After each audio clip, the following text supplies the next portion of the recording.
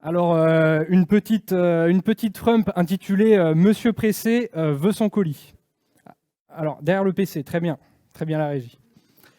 Monsieur Pressé veut son colis. À savoir que donc Monsieur Pressé, là, c'est quelqu'un de réel. Je vais l'appeler Monsieur Pressé forcément pour pas donner d'informations sur la personne. En attendant, surtout dans notre domaine de métier et même pour tout le monde de façon générale, je pense qu'on est tous tout le temps à droite à gauche à faire énormément de choses, que ce soit des choses personnelles, des choses de famille, des choses professionnelles. En fait, on est tous un petit peu Monsieur Pressé à notre façon. Donc, on pourrait un jour devenir la personne que je vais présenter, ou en tout cas se retrouver dans cette position-là. Qui est Pressé, donc qui est la personne réelle que je vais décrire.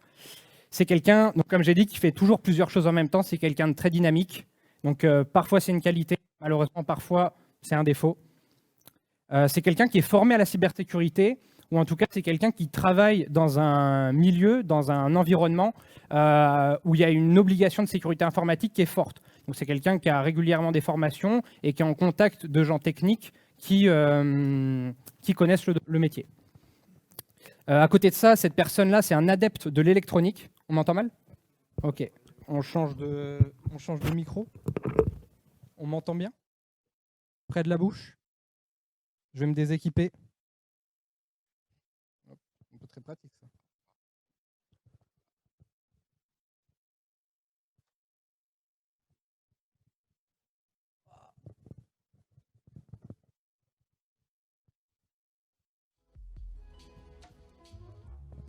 Hop, sans transition, c'est réglé.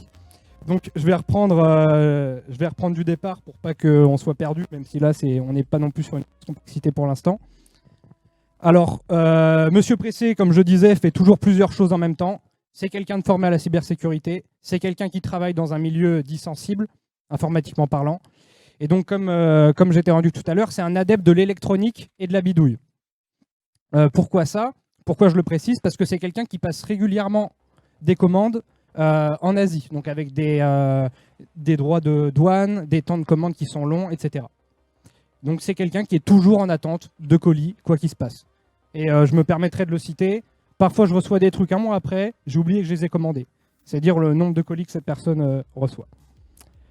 Donc Monsieur Pressé, il est au travail, il est tranquille, et il se dit « Ah là là, j'ai un colis qui doit arriver, on est jeudi, ça serait pas mal si j'arrive à le recevoir vendredi. Comme ça, ce week-end, je peux jouer un petit peu avec. » Donc il check ses mails perso, sauf qu'il est au boulot. Donc sur un environnement professionnel, il check ses mails perso. Il a un joli mail de Chronopost qui semble tout à fait légitime. Okay, vous avez un colis qui a été prévu dans la journée, les dates correspondent, il n'a pas pu être livré, il y a un droit de TVA ou un droit de douane qui n'a pas été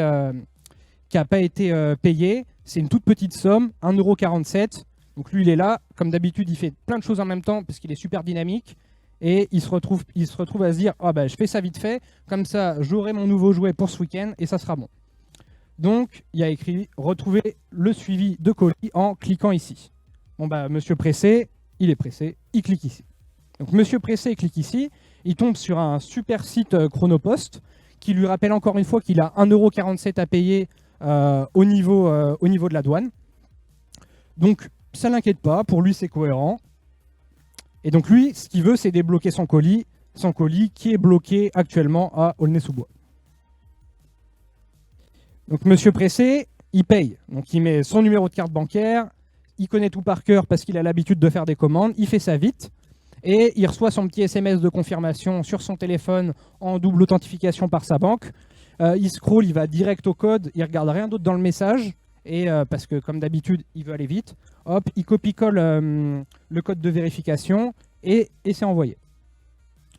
Monsieur Pressé, il remplit aussi un formulaire par la suite de ça, lui redemandant ses coordonnées. Il remplit ça vite, c'est des choses courantes, voilà, adresse, numéro de téléphone, tout ce qui s'ensuit, donc des informations personnelles. Mais d'un coup, Monsieur Pressé, il a des doutes.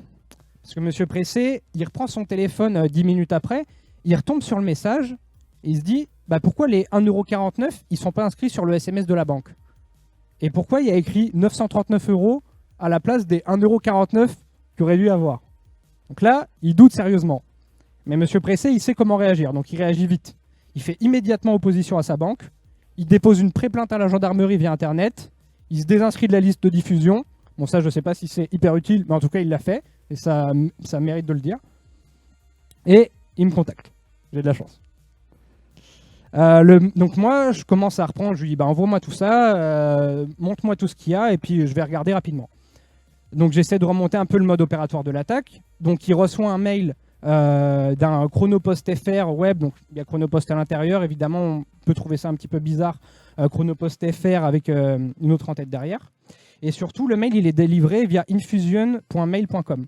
Le groupe Infusion, c'est une entreprise légitime qui fait des campagnes de mailing, donc qui passera toujours auprès de la vérification comme étant un envoyeur de mail qui a une réputation qui est complètement fiable. Et le mail, surtout, il correspond, donc, comme j'ai écrit, en tout point à un mail type Chronopost. Comme je disais tout à l'heure, c'est pas du tout grossier, c'est hyper bien fait. On reviendra dessus tout à l'heure, mais même le site par lequel il est passé, peu importe où vous cliquez sur la page, c'est redirigé vers le vrai site Chronopost. Donc si vous avez un doute, vous cliquez sur Outre-mer, suivi de colis ou n'importe quoi, c'est redirigé vers le vrai site Chronopost.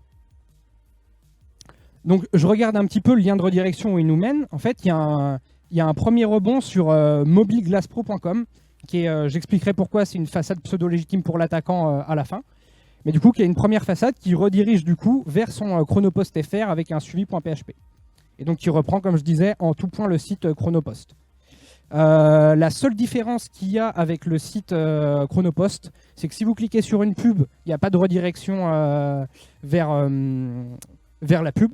Et vous ne pouvez pas communiquer avec le chatbot, parce que forcément, le mec n'a pas généré un chatbot complet pour pouvoir communiquer avec sa victime.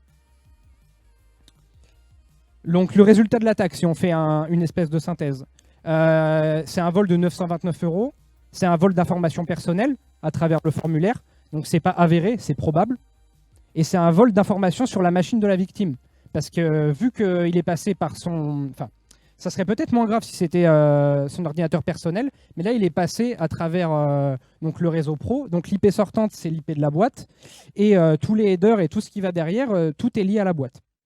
Si derrière on veut faire une campagne plus ciblée en retapant à l'intérieur de la boîte, c'est possible. Mais pareil, il n'y a rien qui nous dit que ça a vraiment été récupéré, mais en tout cas, l'attaquant aurait été, si l'attaquant aurait été en mesure de récupérer ça.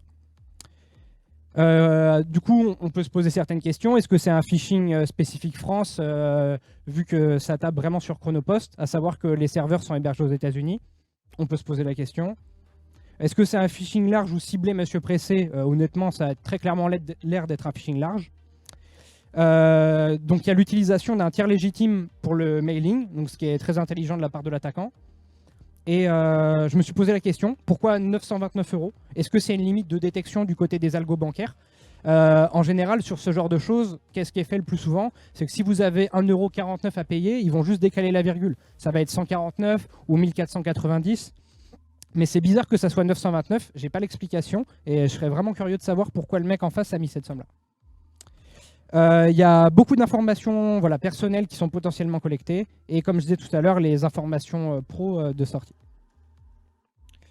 Si on pousse un petit peu plus loin, on peut commencer par déterminer l'IP du serveur et s'intéresser à la date de délivrance des certificats. Donc la date du dernier certificat qui a servi, c'est le 19 octobre 2020, sachant que quand j'ai bossé là-dessus, c'était vraiment fin octobre. Mais on peut du coup penser légitimement que la campagne est ouverte depuis le 19 octobre 2020. On passe l'IP dans Shodan, donc Shodan qui ne fait pas un scan actif, qui est un site qui va déjà scanner des machines et des ports et qui nous permet d'avoir un aperçu sans nous avoir besoin de taper sur la machine. Donc là, on a une multitude, on a plusieurs ports ouverts. Je reviendrai sur certains qui peuvent nous intéresser. Par souci de précision, j'ai consolidé les résultats en passant un scan, moi, depuis ma machine. Donc je tombe à peu près sur les mêmes résultats que Shodan, donc ça confirme que ces ports-là sont bien ouverts. Hop, voilà. Et donc là, si la LIO était autorisée, la lutte informatique offensive, donc ce qui n'est pas le cas. Tout ce qu'on voit après, c'est uniquement des suppositions. Il y a des points d'entrée qui sont identifiés. Ça pourrait être le FTP, le cPanel ou le port MySQL qui est ouvert, mais qui est sous password. Donc, quelles sont les possibilités? On pourrait dump la base MySQL en essayant de brute forcer le mot de passe. On pourrait essayer de brute forcer l'OTANT pour le FTP. Pareil pour le cPanel. Il y a des CVE qui existent sur cPanel. Celui-ci était complètement à jour. On pourrait DDoS le serveur cible pour se venger, pour se dire bon bah au moins il n'y en a pas d'autres qui se feront avoir. Après, si c'est du hébergé Amazon par exemple, on ne pourra pas. Mais on pourrait flood le formulaire. On fait un petit script rapide qui vient envoyer n'importe quoi à travers le formulaire de paiement ou le formulaire d'information derrière. Ce qui permettrait de noyer les informations dans la masse. Et si derrière, l'attaquant, par exemple, veut revendre ces données-là, il aurait plus de mal ou il serait moins pris au sérieux vu qu'il y aurait beaucoup de bruit, en tout cas de fausses informations à l'intérieur de ce qu'il aurait récupéré. Et il y a une belle faute. Donc, sinon, c'est que si une partie du code est trouvable, si c'est un genre de phishing as a service, il se peut que, en tout cas, où il y ait des parties de code qui soient en open source, qui ait des credentials décrits en dur à l'intérieur. Alors bon là, faut chercher, puis bon courage pour trouver, mais ça reste une option. Et du coup, aujourd'hui, ce site, il a mauvaise réputation, donc il est bien reconnu comme étant trompeur. Par contre, c'est uniquement chronopostfr.com. Le premier site de rebond GlassPro, dont j'ai montré l'URL tout à l'heure, lui est pas tombé. Et je pense que c'est une volonté claire de l'attaquant à partir du moment où sa page tombe, il n'a pas besoin de régénérer toute sa campagne de mailing via Infusion. Elle ne bouge pas. Il y a toujours une redirection vers Mobile Glass Pro qui passe pour un site pseudo-légitime. Et ça lui permet en gros de juste remplacer la redirection vers un autre site. Donc dès que son nouveau lien tombe, c'est très facile. Dès que son site final tombe, c'est très facile pour lui d'en remettre un autre vu qu'il fait une redirection. Donc est-ce qu'il y en a qui ont des questions ?